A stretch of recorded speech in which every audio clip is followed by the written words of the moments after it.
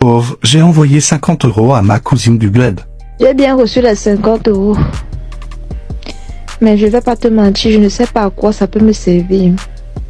50 € c'est très peu. Très peu dans ce pays, dans ce Cameroun.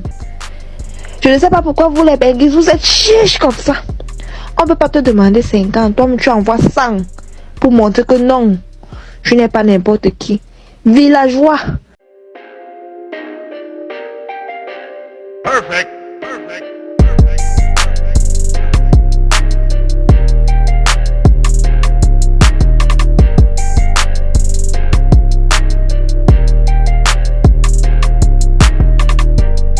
Excusez-moi, mais c'est vraiment quelque chose qui me tape sur le système. C'est la raison pour laquelle je veux en parler. Même si j'ai pas le temps, oui, je veux parler de ce sujet-là. Franchement, dernièrement, c'est comme une trend, voilà, où des enfants noirs qui sont nés en Europe et tout parlent de bléda, notamment les femmes. Moi, j'ai vu des femmes, j'ai vu des jeunes femmes noires. Ouais, franchement, les filles couraient, les blédas, c'est la vie. En fait, le thème bléda même, le fait que on vient du bled, il y a pas de souci par rapport à ça. Voilà, c'est vraiment pas, il y a pas de souci par rapport à ça. OK, on vient de l'Afrique, on n'est pas né en Europe, on est fier, on est content, on est bien content même de ne pas, voilà, d'avoir eu cette culture-là, d'avoir grandi même en Afrique avant de venir en Europe. Et c'est la raison pour laquelle la plupart d'entre nous, les enfants nés en Afrique, on a des pieds sur terre. OK, déjà c'est une parenthèse.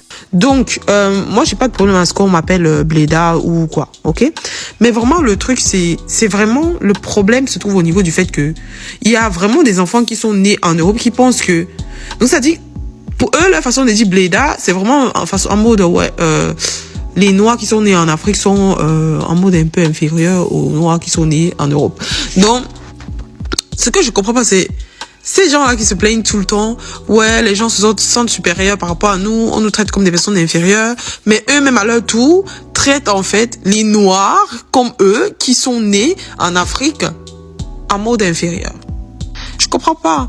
Et en plus de ça, je suis désolée, hein, mais vraiment, je suis vraiment hyper désolée. Mais en plus de ça, je m'adresse vraiment à ces enfants-là. Moi, j'ai un enfant qui est né ici, ok? Et j'espère pas, il ne sera vraiment pas comme ça, il va vraiment pas s'exprimer comme ça. Et il ne va vraiment pas être comme des petits wesh-wesh que je vois ici, en fait. Parce que son éducation, moi, je vais le redresser, mais je vais dresser ça. Bref, c'est encore une parenthèse, ok? Parce que ça m'énerve, ce sujet-là. Bon. Finalement, ces enfants-là qui sont nés en Afrique, ils s'en sortent mieux que vous, hein, mieux que des enfants qui sont nés ici, hein. La plupart des enfants qui sont nés en Afrique, qui viennent ici, savent pourquoi ils sont ici et ils s'y mettent, en fait. Et ce sont des enfants-là qui font des grandes études. Quand on va dans les universités, ce sont ces enfants-là qui bossent, qui taffent, qui ont la rage, qui ont le hemley, comme on dit chez nous au Cameroun, qui travaillent, en fait, et qui ont des bons postes à la fin. Mais des enfants noirs qui sont nés ici, je suis désolée, la plupart du temps ils finissent dans les caisses à Lidl, ils finissent vraiment en femme de ménage, ils finissent dans pas grand chose. Le but c'est pas de dénigrer en fait les boulots, mais je me dis, vous êtes nés en Europe, vous avez eu les opportunités, vous savez comment il y a des enfants en Afrique en fait qui se tapent des kilomètres pour aller à l'école à pied, qui rentrent, qui n'ont même pas de quoi manger, mais qui doivent étudier, mais qui réussissent leurs examens. Franchement, c'est pas donné. OK? Déjà, c'est pas donné. Mais ici, vous avez tout à portée de main. C'est-à-dire qu'on vous a servi, en fait. Et même le niveau d'études, en fait, n'est pas si haut que ça. On sait très bien comment les études en Afrique, c'est difficile. Le niveau d'études ici, on vous sait tout sur un plat, sur un plateau d'or, mais jusque-là, vous ne réussissez pas à l'école et vous ne réussissez pas à faire des grandes études. Au bout d'un moment, je suis désolée. Quand même, vous avez eu des opportunités d'aller à l'école, mais ce qui vous intéresse, c'est TikTok. Ce qui vous intéresse, c'est, je sais pas, glander en fait. Et vous osez penser que vous êtes mieux que des gens, des Africains qui sont nés en Afrique? Cette vidéo, je vais le faire pour des meufs qui traitent des hommes africains de blédards. Voilà. Parce qu'il faut savoir que moi, le king du Suprême, le seigneur des Zamboué, je suis un blédard. D'accord? Né en Afrique, grandi en Afrique. Et fier de ses origines africaines et congolaises. Voilà. Donc, cette vidéo, je vais le faire pour des meufs qui nous traitent de blédards, nous les hommes noirs venus d'Afrique et tout. Déjà, je vais vous dire quelque chose. Vos darons qui sont couchés à la maison là-bas, là, hein, qui ont des accents là, ça vous dérange pas? Ta daronne, qui au lieu de dire sucre, dit sucré. Au lieu de dire pain, il dit pain. Hein, ça vous dérange pas? Hein? Et ensuite, je vais rajouter un truc.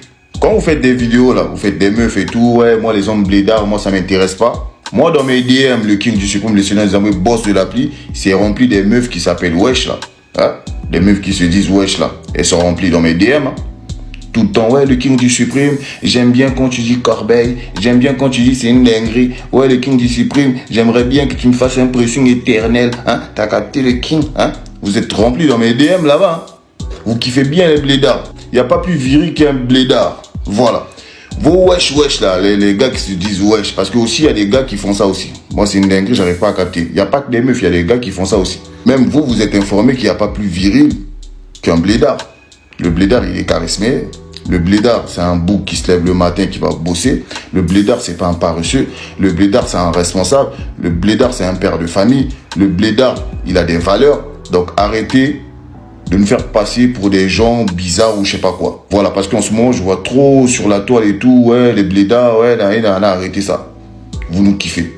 Voilà. Allez, corbeille! Je lui donne totalement raison. Tu ne peux pas comparer un blédard qui a un bac plus 5, 6, 7, 8, 9, 10 avec quelqu'un qui a arrêté ses études à l'âge de 13 ans et qui va aller squatter les bas des immeubles pour aller trouver un chouf et faire du deal. Tu ne peux pas mélanger le blédard et le rebeu parce que le blédard a commencé avec un titre de séjour alors que le rebeu a commencé avec une nationalité française. Il a rien fait avec. Assis à part pour avoir le droit à la CAF. Et il y aurait ça. Et un logement social. Et la prime de Noël sur lequel il crache. Tu ne peux pas mélanger le blédard et le rebeu. Le blédard qui parle 3-4 langues et le rebeu qui ne sait même pas parler le français académique. Et les seuls 2 mots qu'il sait c'est wesh wesh wallah pour faire croire qu'il parle en arabe. Bien sûr que le rebeu a une haine envers les blédards parce que les blédards prouvent que les Français ne sont pas racistes puisqu'il trouve rapidement sa place et il trouve rapidement un travail et il ouvre rapidement une entreprise et il fait travailler des Français. Alors que le rebeu, il a rien fait de sa vie, tu l'emmènes sur Mars, il restera zéro. Il restera au niveau 0 et il essayera de trouver un point de deal pour faire du trafic tout simplement.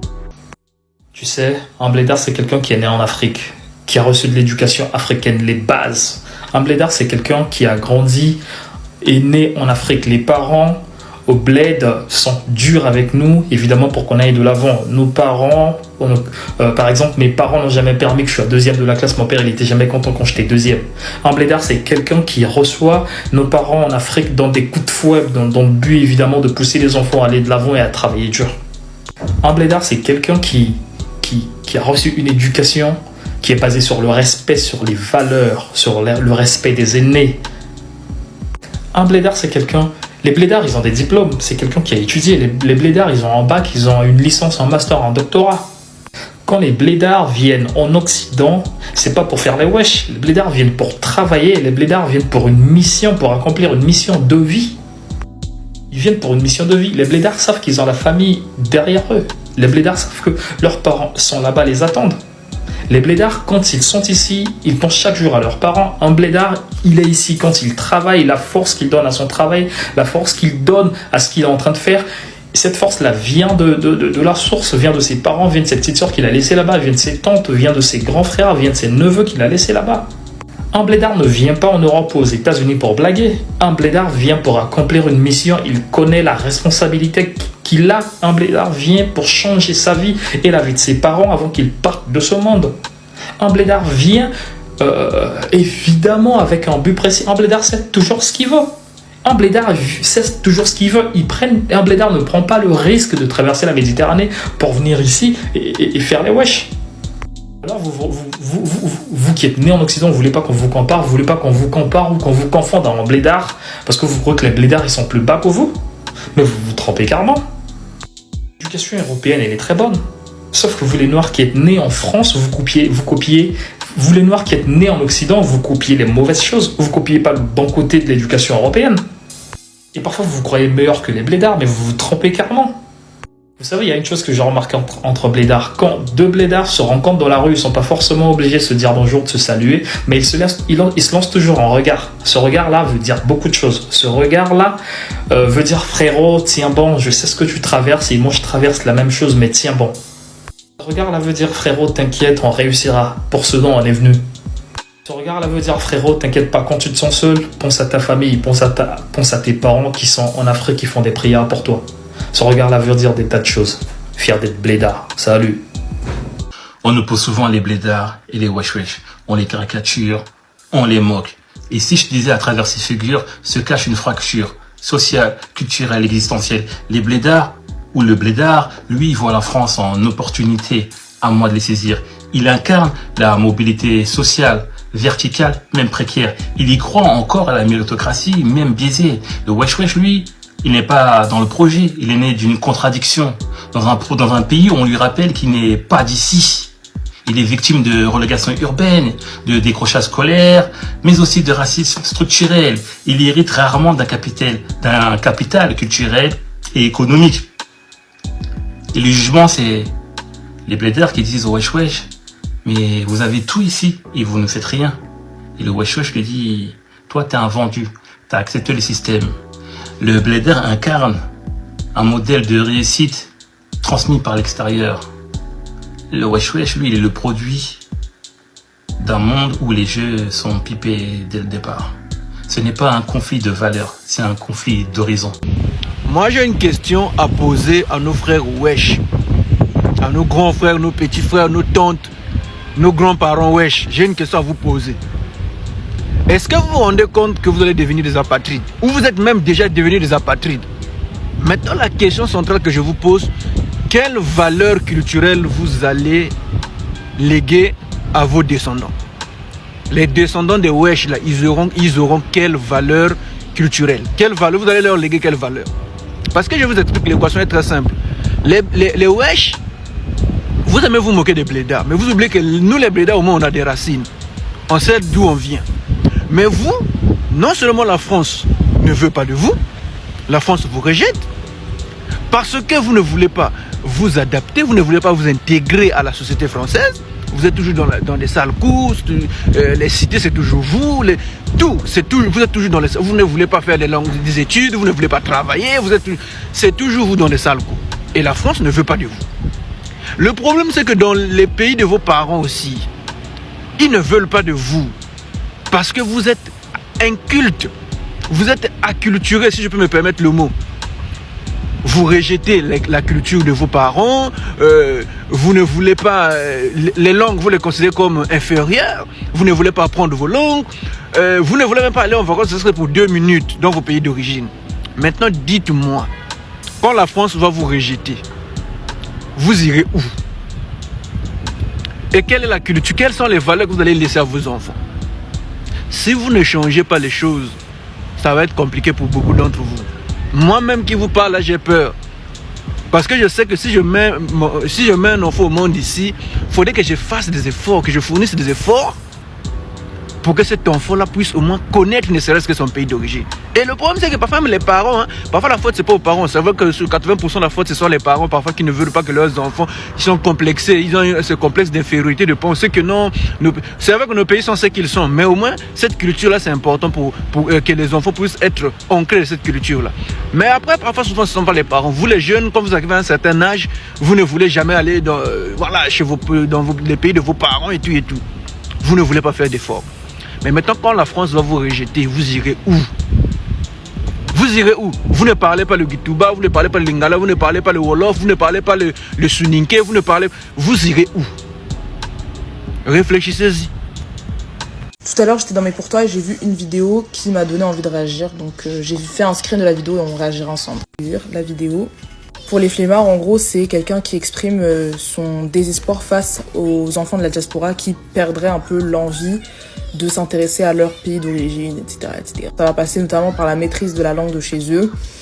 Moi, je suis pas tout à fait d'accord. Je vais vous expliquer pourquoi. Il y a quelques mois de ça, si vous allez dans mon compte TikTok, vous allez voir que j'ai fait une vidéo sur la crise identitaire et j'expliquais qu'à mes yeux, les enfants d'immigrés avaient un certain intérêt pour leur origine, si et seulement s'ils avaient été éduqués en ce sens. Dans la mesure où tu as été éduqué avec tes origines et en phase avec tes origines, bah t'as de l'intérêt pour ces origines. Donc d'une certaine manière, on peut dire que c'est de la faute de nos parents si aujourd'hui bon nombre d'enfants d'immigrés ne ressentent pas l'envie d'apprendre leur langue. Donc ça, premièrement, c'est important. Et secondement, ce ne sont pas toutes les langues africaines qui sont documentées. C'est-à-dire que même de nous-mêmes, il peut être difficile d'apprendre une langue africaine, dans la mesure où déjà de 1, cette langue n'est pas parlée de tous dans notre pays, et de 2, elle est très peu documentée. Je vais prendre mon exemple, moi je suis Bamileke, et je viens du village Baham.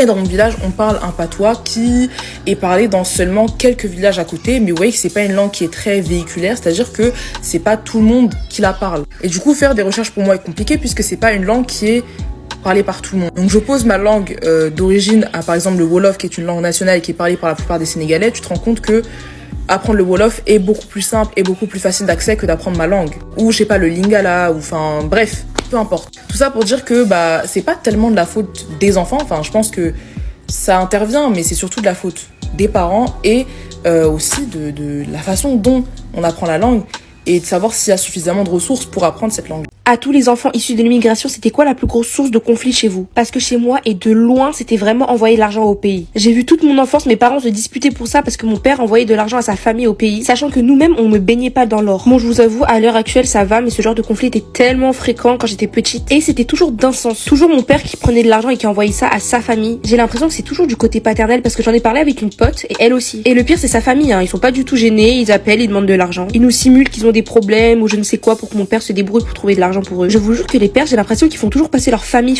avant la famille qu'ils ont créée eux-mêmes. Après, ils sont là, ils nous parlent de oui, je suis reconnaissant envers mes parents, etc. Mais occupe-toi de tes gosses. Je crois qu'il y a une dispute qui m'a vraiment marqué, c'était le fait qu'il voulait acheter une maison pour sa mère et ses frères, vu qu'ils habitent ensemble. Des frères de 35 ans là, mais ils sont toujours chez la mère. Et du coup, il voulait financer une partie de la maison et ma mère, elle ne savait pas. Et il disait toujours que c'était son argent, qu'il faisait ce qu'il voulait avec, qu'il avait pas besoin de se justifier alors qu'il a des gosses. Moi, je sais pas, il y a des priorités dans la vie quand même. Tes frères, ils ont 35 ans, qu'ils aillent travailler. Il m'avait tellement envoyé de l'argent en cachette. Bon, à l'heure actuelle, je m'en fous. Moi, ça me dérange pas si on a de l'argent et qu'il envoie, mais avant, non. Et même aujourd'hui, je pense que ma mère, elle apprécie toujours pas plus que ça. Ce que je peux comprendre, bien sûr. Je sais pas, achète-moi une voiture, paye-moi le permis. Mais vas-y, tranquille. Un Pakistanais me demande mon origine, je lui ai dit. Et il m'a dit, ouais, les enfants de France, faites pas la même erreur que vos parents à envoyer de l'argent à la famille. Soyez égoïstes et soyez des radins, même si on parle mal de vous. Le faites pas, regardez-nous et tout. On est là, tout on envoie de l'argent dans nos pays, à nos familles, et on n'arrive pas à construire quelque chose pour nous, et ne faites pas la même chose que nous. Attends, en fait, les familles d'immigrés, en général, on dit plus la même chose. Moi, de toute façon, j'ai dit à mes parents, c'est cru, je donne pas de l'argent. Après, en soi, mes oncles et mes tantes, ils m'en demandent pas, enfin, ils font pas ce genre de choses. Mais je sais que dans des familles, ça existe. Mais moi, là... Je suis tellement une radine. Je suis tellement une radine. Oh my god. Je suis tellement une... Si vous pensez qu'on va faire comme nos parents et vous envoyer à chaque fois de l'argent au bled, vous vous trompez. Et les filles et les fils d'immigrés de maintenant, on n'est pas comme nos parents.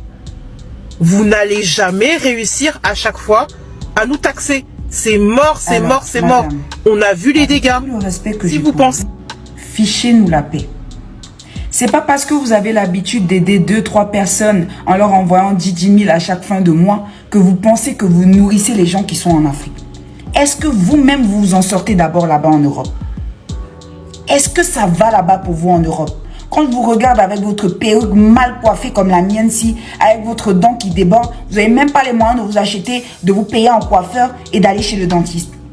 Mais vous venez cracher sur les gens, ouais, on va plus vous envoyer d'argent.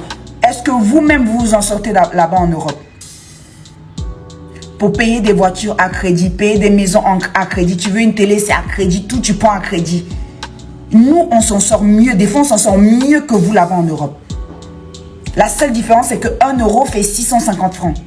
Arrêtez d'emmerder les gens. Des fois, les gens qui partent comme ça, ils n'aident personne, n'ont jamais rien envoyé personne. Mais ils sont là, oui, on va plus vous envoyer d'argent en Afrique. Toi, tu nourris qui en Afrique ici? Quand tu veux faire ta vidéo, adresse-toi aux membres de ta famille à qui tu envoies 10 000. Ne viens pas sur la place publique crier que, ouais, on va pas être comme nos parents. Vous envoyez quoi à qui même d'abord? Arrêtez d'emmerder les gens, franchement.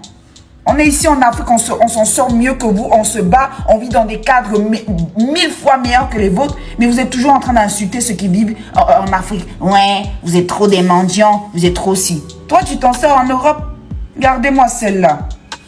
Quand nos parents vont mourir, c'est mort. On va plus envoyer de l'argent au bled. C'est la dernière génération qui va faire ça. C'est vulgairement dit, hein, mais c'est ce que ça voulait dire. Alors, pour ma part, et ça reste que mon avis, je n'ai rien contre la personne qui a dit ça. Moi, personnellement, j'espère que mes proches vont vivre longtemps et vont continuer à envoyer de l'argent longtemps au bled. Je vous explique pourquoi. Alors, on va commencer par la base. Il est vrai qu'il y a énormément de parents qui ont sacrifié leur vie en France, en Europe, pour aider leur pays d'origine, pour aider la famille qui est là-bas. Il y a énormément d'enfants et de familles qui se sont sentis négligés parce que leurs parents ont priorisé l'Afrique que ici. Et je pense pas que ce soit un manque d'amour ou un manque de responsabilité. Je pense qu'ils ont juste pas réussi à trouver le juste milieu. Vous pensez que ça fait plaisir à quel parent de se lever à 5h du matin, de terminer à 18h, de diviser son argent entre sa famille ici et sa famille au bled, de nourrir des bouches là-bas parce que tu as cette responsabilité sur le dos. Pourquoi? Parce que tu as vu la précarité qu'il y avait là-bas avant de venir en Europe. La plupart, eux, ils connaissent la précarité parce qu'ils ont vu, nous on connaît pas la précarité. Et tout ça avec des petits revenus, hein, avec des SMIC, des petits jobs par-ci par-là. Aujourd'hui, avec nos salaires qui peuvent être convenables ou plus conséquents, on n'est pas capable de faire le quart. On n'est pas capable de faire le quart. Entretenir une vie ici, une vie en Afrique, construire une maison pour la plupart des gens qui sont en Afrique. Là, je parle plus un peu pour l'Afrique de l'Ouest. Parce que pour le coup, en Afrique de l'Ouest, ils ont tendance à construire et acheter des terrains plus facilement là-bas. Oui, il y a des familles qui ont mal réparti, ils ont mal géré et franchement, ça a dû créer des dégâts dans leur famille. Mais à côté de ça, faut pas oublier la cause noble qu'ils ont faite. Tous les sacrifices qu'ils ont faits. Oui, ça va pas être récompensé ici-bas, mais dans l'au-delà, c'est sûr que ça va être récompensé. Nous, on peut pas venir dire quand nos parents ils vont mourir, ça va finir. Déjà, rien que de dire quand nos parents vont mourir, ça va finir, c'est une dinguerie. Parce que limite, ça sous-entend qu'on attend que ça pour que ça termine. Tu peux pas penser à ce genre de choses et mettre l'argent en avant. Ils font pas ça par plaisir, les gars. Là, je parle pas des cas où, oui, il y a eu de l'arnaque, oui, ils ont envoyé de l'argent, ils se sont fait arnaquer, etc. Ça fait partie du truc. Il y a des gens comme ça, ils sont malhonnêtes. Mais l'entraide que l'Africain a en venant en Europe, parce qu'il a vu la misère de là-bas, c'est pas à minimiser, encore une fois. J'ai envie de parler du choc culturel, mais je vais le faire sur plusieurs vidéos. Par exemple, là, dans mes vidéos, j'ai fait un constat. J'ai parlé de l'immigration clandestine, de la mer, de l'Eldorado, de l'Afrique, etc. Donc, forcément, ça a touché le TikTok Afrique. Donc, mes frères, ils sont venus dans les commentaires. Et moi, ça va, j'ai du second degré. Il y en a beaucoup qui, quand ils vont parler, ils vont avoir... En tout cas, nous, on va le lire avec une certaine agressivité. Il y en a qui ont vraiment l'intention d'être agressifs et de mal parler. Et il y en a qui... Quand j'ai développé avec eux, quand je les ai pris au second degré avec beaucoup de détachement, on a fini par avoir un semblant de dialogue ou bien finir par rire. Et des fois, il y en avait qui allaient pouvoir me dire « Oui, tais-toi, c'est pas ton problème, je vais répondre avec une petite blagounette. » Et au bout de 3-4 messages, il va me dire « Ouais, je te taquine. » Il y en a qui vont me dire « Ouais, non, mais c'est parce qu'il assume pas. » Mais moi, je sais que pour avoir... vu des personnes, des personnes qui viennent du pays, on n'a pas la même façon de parler. Et je vous jure que c'est trop, pour moi, un débat trop intéressant parce que c'est des codes culturels, même dans la façon de parler. Par exemple, quand tu vas parler dans ton dialecte, il y a des phrases que tu vas dire en français. Si tu la traduis mot pour mot dans ton dialecte, ça peut être mal poli, ça peut être mal perçu. Tu vois ce que je veux dire? Et de la même manière que nous, on doit avoir cette ouverture d'esprit, moi aussi, je vous invite, les frères, les tontons, les oncles, les cousins du pays, à faire preuve de compréhension avec nous, les wesh wesh, comme vous nous appelez. Déjà, si vous pouviez arrêter de nous appeler les wesh wesh, ce serait pas mal, d'accord? Vous pouvez nous appeler les petits-fils de Napoléon, c'est pas quoi, pour rigoler. Mais c'est très important. Par exemple, les couples, les femmes ou les hommes qui sont... On va prendre les femmes qui sont mariées avec des hommes qui viennent d'Afrique. N'ont pas le même, par exemple, langage d'amour. D'accord? Par exemple, la femme, elle va attendre des fois des mots doux, des compliments, de la discussion. Et l'homme, lui, par exemple, il va se dire, moi, je paye ce qu'il faut à la maison, je la traite bien, je suis un bon mari. C'est bon, c'est suffisant. Vous voyez ce que je veux dire? Donc, il va avoir un langage qui vont être totalement différent. Et moi, je pense que des fois, c'est important de creuser et de pas vite se fâcher quand vous discutez avec une personne qui a un autre dialecte maternel. Parce que je vous assure qu'une embrouille ou une incompréhension, ça peut partir trop vite. Parce que, par exemple, à qui c'est déjà arrivé? Tu vas au foyer, tu croises quelqu'un. Après, il vient dire, ouais, alors, t'es pas encore mariée? Toi, t'es une vieille fille, hein. Tu as envie de le monter en l'air. Mais lui, il est dans sa blagounette. Lui, pour lui, c'est de l'humour. Nous, pour nous, c'est pas drôle. Parce que on estime que culturellement, dans la culture occidentale, ouais, on ne dit pas à une femme, ouais, t'attends quoi pour te marier si elle est pas mariée, voilà, c'est parce qu'il y a ses raisons, parce qu'il y a la volonté de Dieu. Et je vous assure que le choc culturel, il peut vous amener dans des situations très cocasses. Donc, j'appelle à plus de bienveillance de la part des deux camps. Et Inch'Allah, on va vous expliquer, nous, quand on dit certaines choses, qu'est-ce qu'on veut dire. Et vous aussi, vous allez nous expliquer ce qu'on veut dire. Et arrêtez de dire qu'on est impoli, parce que je vous assure que vous, des fois, vous avez une manière de faire. En fait, vous avez la diplomatie des mots. Mais je vous assure que des fois, un Africain qui manie bien sa langue, il peut t'insulter sans dire un seul gros mot. Sachez-le. Aujourd'hui, j'aimerais vous parler du jour où j'ai définitivement décidé de ne plus jamais envoyer d'argent au bled. Je vous explique. Avant, j'envoyais tout le temps à la même personne de ma famille des sommes de fous au bled. 300 €, 400 €, 500 €, ça pouvait monter jusqu'à 1000 € tranquillement. Et quand j'envoyais le code Western Union sur WhatsApp, cette personne, elle me répondait avec un beau message. Merci beaucoup pour ta gentillesse, t'es adorable. Merci, tu vas beaucoup nous aider. D'accord? Et un jour, j'ai perdu mon travail, donc je pouvais plus envoyer ces sommes-là. J'ai commencé à envoyer 100 €, parfois 50 €. Des petites sommes entre guillemets, parce qu'en vrai, 50 et 100 € en Europe, c'est énorme. Il n'y a que les gens en Europe pour le comprendre. Ici aussi, on souffre. Et du coup, quand j'ai commencé à envoyer ces sommes, la personne, elle n'était pas contente. Au final, elle s'habituait.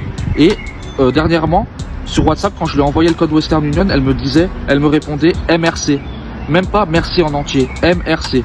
Du coup, depuis ce moment, j'ai décidé de plus jamais envoyer d'argent au bled. Et vous savez quoi? Même sans mon argent, au final, il se débrouille, il n'y a pas de problème. Nous aussi, on a des problèmes ici. Et il n'y a pas une entité supérieure qui nous aide. Donc, qu'ils en fassent de même au bled tranquille, d'accord? Salut. On a critiqué nos papas, nos mamans. 1, 2, 3 MoneyGram, 1, 2, 3 Western Union. Mais la tête d'homme, je parle pas de ceux qui abusaient, hein, mais la tête d'homme qu'ils avaient raison.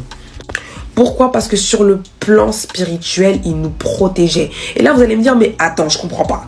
Moi, je demande, maman, j'ai besoin de ça. Elle me dit non. Le téléphone bled appelle. Ouais, tant qu'il y a quelqu'un qui va mourir, baf, les billets, ils sortent. Mais c'est de l'injustice et tout, machin. Moi, je comprends pas. Je me fais carotte. Tu te fais pas carotte. Tu te fais pas carotte. Le fait qu'elle t'ait dit non à toi, son propre enfant, pour aller donner à sa nièce, à sa moine Cassie. Mon gars, c'est une protection pour toi. Au bled, le mot inflation, ils savent pas. C'est-à-dire qu'ils ont l'impression qu'ici, on roule sur l'or. Vous avez capté ou pas?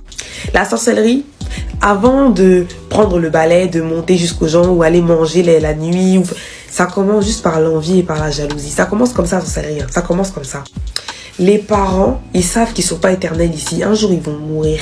Et quand ils vont mourir, là, ce sont les actes qu'ils auront posés ici dans leur vivant qui vont nous aider quand nous-mêmes... Ah non. Est-ce que je parle à quelqu'un? Je vous donne un cas de figure, ok? Un père de famille qui gère pas seulement sa famille, mais qui gère aussi les enfants de sa sœur, les enfants de ceux-ci, qui donne.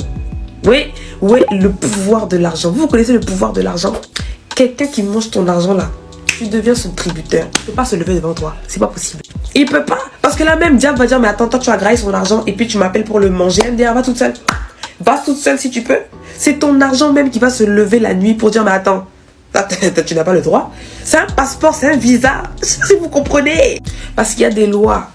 Dans nos familles africaines, il y a des lois. Ok, on est des personnes assez communautaires. Si tu as, donne à ton prochain, y est pas joie. Parce que si tu reçois l'argent, c'est de l'énergie. Ça doit circuler. Ce qui y a de ton vivant, oh, ton mongo, tu gardes tout dans ta poche. Il n'y a que toi, tes enfants qui mangeront. Ya. Tu leur ouvres la porte pour certains combats. Peut-être que toi, t'as une tête dure, t'as un fort esprit. Moins mal loco, n'a boutou, moins qu'ils te fassent des trucs exatés. Mais quand tu vas mourir là, tes enfants, vie spirituelle médiocre. Pour un petit... Tes enfants vont commencer à avoir la varicelle 5 fois à l'âge de 25 ans. Tu vas pas comprendre. Ils ont des vies super courtes. Pourquoi? Parce que monter maloucounia, jalousie, envie. Nous, on est là, n'a pas si on prend pas. Il n'y a que eux qui mangent, nous, on mange pas. Il faut éviter ça. Koïma dans les familles, il faut éviter. Et la tête d'homme que même si on serrait la ceinture, ils savaient que spirituellement, ils nous protégeaient. Big up à eux. En ce moment sur Twitter, ça parle de... Il y a un hashtag qui s'appelle Afrique Maudit, où certains enfants se plaignent du comportement de certains parents. Et il y a une chose qui est revenue, c'est le fait que certains parents ont utilisé l'argent des allocations familiales de la CAF pour investir au bled au détriment des enfants. Ce qui veut dire que ici les enfants ont souffert, avaient des baskets trouées, n'avaient rien à manger et les parents profitaient pour envoyer l'argent au pays pour investir. Vous vous rendez compte? Ensuite, quand les enfants finissent mal, quand les enfants tombent dans la drogue, des choses comme ça, vous êtes choqués. Mais c'est une idée. C'est une idée. Aider au pays, il n'y a pas de souci. C'est important d'aider au pays si vous pouvez aider la famille. Mais sacrifier vos enfants ici qui sont en France, ils n'ont rien à manger, ils ne s'habillent pas correctement. Vous vous rendez compte de ce que c'est, de la gravité de ce que c'est, sachant que nos enfants sont une amana, je le répète encore une fois, nos enfants sont après, on va devoir rendre des comptes sur ce qu'on fait à nos enfants. Et vous envoyez l'argent des aides au pays pour investir, pour aider les gens, pour aider des enfants là-bas, alors que vos propres enfants souffrent. Le délire d'envoyer de l'argent au bled, là, c'est bientôt fini. Hein. En fait, les gens au bled, ils se rendent pas compte qu'après la mort de nos parents, il y aura plus d'argent. Plus personne va envoyer de mandat, plus personne va faire des virements, des mandats, des Western Union, des trucs, c'est fini. Mon argent, vous le verrez pas. Ma daronne, j'ai vu tous les virements qu'elle vous a fait. Elle était en difficulté, elle vous a fait des virements. Moi, ça va pas être ça. Moi, je suis désolé, vous allez dire que je suis égoïste, mais moi, je préfère vous l'annoncer directement comme ça. Au moins, c'est clair. Moi, je pose les bases de la relation. Après, vas-y, si vous acceptez, tant mieux. Si vous acceptez pas, tant pis, moi, je peux rien faire. J'ai pas d'argent. Et j'ai pas d'argent à dépenser. Tout pareil, tous les délires de construction au bled, aller construire des bâtiments, acheter des terrains, faire confiance à la famille au bled pour qu'ils gèrent, c'est faux, c'est fini. Ça aussi, on a vu les résultats, et les résultats étaient mauvais. Donc on va pas continuer nous aussi. Le contrat ne va pas être renouvelé à la mort de nos parents. Donc pour l'instant, essayez de trouver de nouvelles solutions, commencez les TikTok vous aussi, parce que là on peut rien faire de plus, je suis désolé.